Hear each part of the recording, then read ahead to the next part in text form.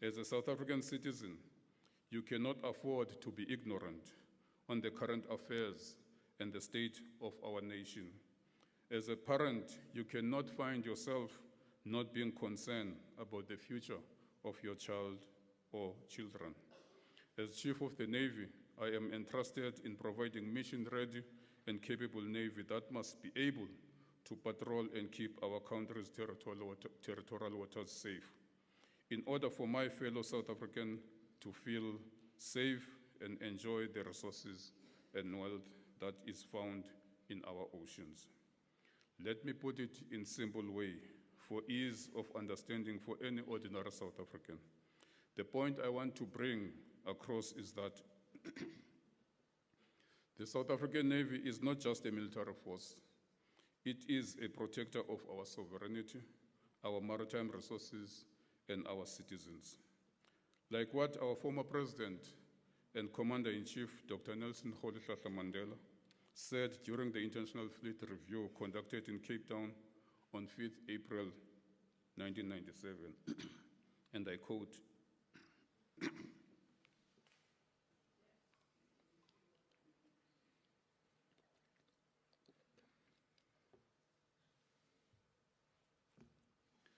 "The sea is a vital national interest, and that is why we maintain the Navy.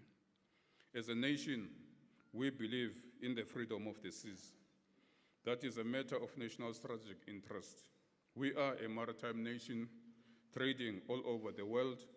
We accept our obligation to combine with other maritime nations to uphold the freedom of the seas and to protect our national interest through naval power," close quote. Ladies and gentlemen, I want us to internalize the fact that our coastline stretches approximately 2,798 kilometers, and that South Africa is a maritime nation. Our country's main trade routes include the maritime route via the Cape of Good Hope with the major ports of Durban and Richards Bay, which are linked by N2 corridor and are vital for both regional and international trade. They handle a wide range of exports and imports, including coal, chrome, crude oil, mineral products, vehicles, foodstuff, and fruits. The other significant ports include Cape Town, Gqeberha, East London, Mossel Bay, and Saldanha. In the same breath, our country is losing in the region of over 6 billion rands annually due to illegal, unregulated, unreported fishing. Unmonitored vessels in our sea pose a risk to the Republic. At any given time, we have over 600 vessels in our territorial waters, of which some are involved in human trafficking, some with illegal fishing, some stealing our minerals, some smuggling weapons, while some polluting our beautiful seas and beaches, but to name but a few. Ladies and gentlemen, we also have to appreciate the fact that 98% of our country's trade volume moves by sea, making it the lifeblood of our international trade. Our maritime trade contributes significantly to our country's economy, with seaborne trade accounting for about 58% of total trade volume. Furthermore, our country's entire ocean economy, which includes maritime transport, is projected to contribute between 4.5 and 4.8% of GDP by 2038. And these projections are made by academia and several organizations such as the International Monetary Fund, the South African Reserve Bank, and various other international bodies and local analysts. What is of concern is that in making these projections, these organizations might be overlooking a crucial element, which speaks to appreciating who and how do we protect our maritime resources of interest. Our Navy is the first line of defense against threats that might emanate from the sea, whether piracy, illicit fishing, or other forms of maritime crimes. Our Navy must keep the critical shipping lanes safe and free so that our economy can prosper. Should or when disaster occurs at sea, our Navy must provide help through search and rescue operations, besides being part of the humanitarian assistance within the country and in the neighboring regions. In order to carry out all these important roles, we must focus on the capability and resources of our Navy. We need to modernize our Navy to match today's complex and dynamic challenges. We need to invest in our Navy because that will also mean we will be investing in our youth. Training and career opportunities in the Navy can inspire a whole new generation of South Africans, providing them with skills and experience that will benefit the nation as a whole. Therefore, ladies and gentlemen, the continuous absence of the Navy at sea is dangerous for our country and any maritime country for that matter. Today, as the country, we are battling the high pollution of illegal immigrants. Our society and the future of our kids is being destroyed by drugs which gets into their hands through the seas. I invite you to read an article which was recently published on the Defense Web titled Opinion, Between Two Oceans and the South African Navy in Crisis, written by Nicholas Gotzel, a member of parliament, who is a member of the Joint Standing Committee on Defense. In there, he makes mention that, and I quote, various stakeholders in society tend to see expenditure on defense as being detrimental to expenditure in an economic realm. Yet, a robust defense force is essential to protect sovereignty, secure 80% of trade through maritime routes, support domestic stability, and lead African peacekeeping missions. Ultimately, a strong and capable defense force remains a core component of ensuring internal and external stability and safeguarding the conditions for positive economic outcomes, close quote.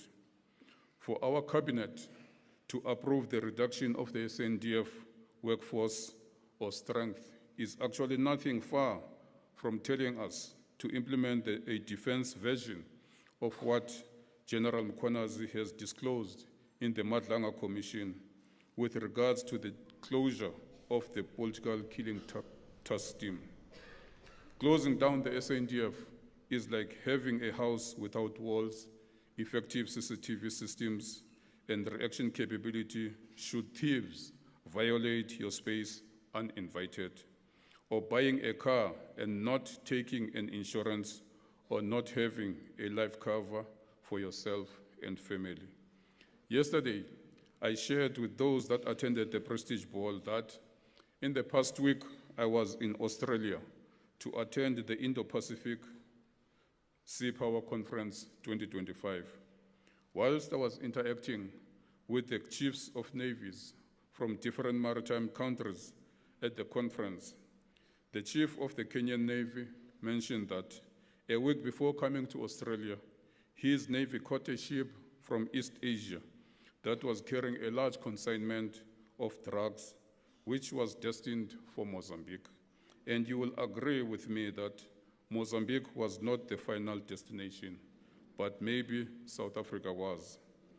The Philippine chief also brought to my attention the fact that on continuous basis, they arrest ships carrying drugs whose destination is Southern Africa. So what I am stressing is that our prolonged absence at sea due to non-availability of serviceable ships and submarines, all because of under-resourcing of our Navy, should concern you as fellow South Africans. I often find myself questioning whether those responsible for making significant decisions, particularly regarding the funding of our defense force, if they may be directly or indirectly influenced by these drug cartels, illegal traders, maritime criminals, and human traffickers. Because it will appear that this consistent underfunding and incapacitating of the South African Navy and the Defence Force in general is to ensure the success of the operations that undermine our nation, compromise its sovereignty, and jeopardize the future of our children. The unpatriotic and what appears to be a sellout posture of defunding the SA Navy and the SANDF in general leaves me with a question of whether the people behind what I would like to call nonsense, if they are not busy with a mission to privatize the SA Navy and the SANDF, seeing that the private security is a lucrative business in our country and it is replacing the state security machinery. We must refuse this kind of unconstitutional policy decisions. I am telling you today that should the SA Navy's roles fall into private hands, and the same government that is today telling us that there is no money to fund the Navy, they will use the government reserves to fund those private security forces. To add salt to this wound, attempts have been made by certain government departments to bring a foreign company to come patrol our waters. As the Navy, we rejected this sellout and unpatriotic decision. Maritime security narrative is about protecting our way of life. Our oceans define who we are.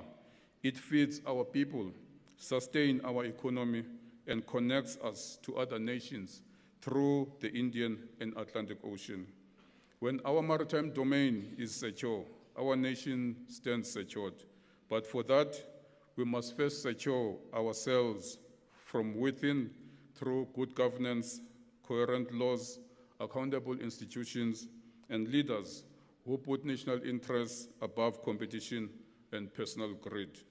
We must invest not only in hardware, but also in our people, our sailors, our engineers, the analysts, and the families that give meaning to our platforms, because they are all the center of gravity, of our gravity. All I am putting to you this evening is that we cannot continue being silent observers of our country being at risk of losing its sovereignty. We need to advocate for a stronger, well-funded defense force. We need to think about what is it at stake for not having visibility and the Navy present at sea. We cannot be ignorant of what is happening around the world. Look at what the West is doing in the Caribbean, Venezuela to be precise. With so much military power in terms of their warships deployed near Venezuela, and the world is currently speculating a possible invasion. On one hand, there are also these ongoing military crises between Russia and Ukraine. Then the West, on the other, are also pointing their guns towards Nigeria, threatening them with military action. The question we should be asking ourselves as South Africans is, who will the West target next in our African continent? Ladies and gentlemen, let us not think we spared from this devilish bullying of the world. With that in mind, I say we need to be found ready and not be a repeat of what Libya went through after it was accepted back into the so-called world democracy. Libya's military was caught with their pants down due to failing to rejuvenate itself and thinking that the world was on their side and that they will never attack them. All I'm putting to you this evening is that we cannot continue to be silent observers, our country being taken to dogs. We need to advocate for a stronger, well-funded defense force. We need to think about what is at stake for not having a Navy present at sea. With the responsibility entrusted in me to command the seas of our country, and the love I have for our motherland, I find it difficult to separate emotions from my responsibility. and I'm not apologetic about it. Fellow South Africans,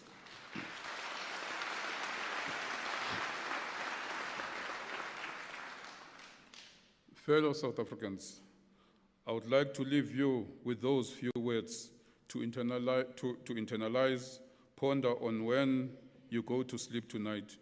As you lock your gates and doors in preparation to go to bed, ask yourselves, is our seas safe?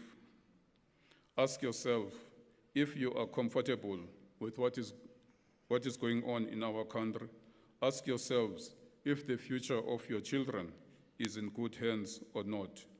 Before I close, I want to make mention that I regard my job as a calling, as I have been serving the people from the tender age of 17, and to this day, after 40 years, I regard serving the people in my country as the only thing I know best.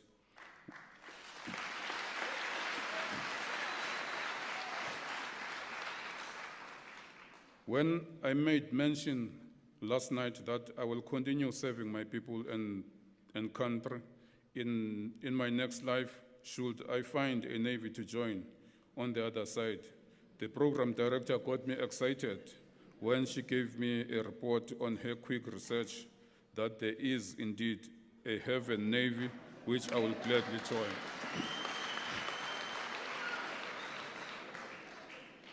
In closing, let me take this opportunity to thank the program director, Captain Mahlangu.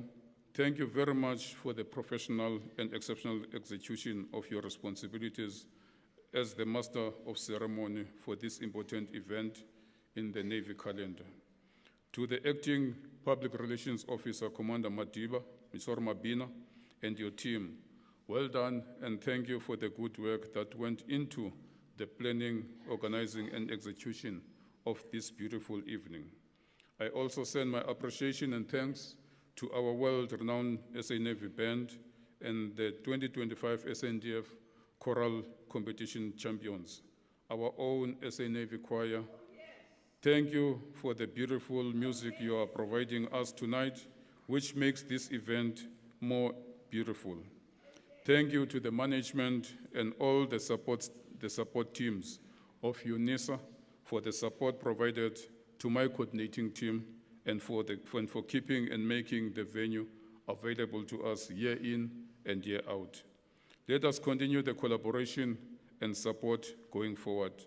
I also want to take a moment to express my heartfelt gratitude to each and every one of you, the guests, for coming out in your numbers and joining us tonight. Your presence has made this gala a truly memorable occasion. I'll also like to thank my close protectors who look after my life and my office staff who bring warmth and comfort to me and also ensure that my family is also having the same warmth and comfort when I leave them behind at home, every time when duty calls. As we approach the festive season, I wish you and your loved ones a joyous and safe holidays. May this bring you peace, happiness, and warmth of family and friendship. Thank you once again for being here tonight. I wish you safe travels back home and all of your planned journeys. I look forward to seeing you all in the new year.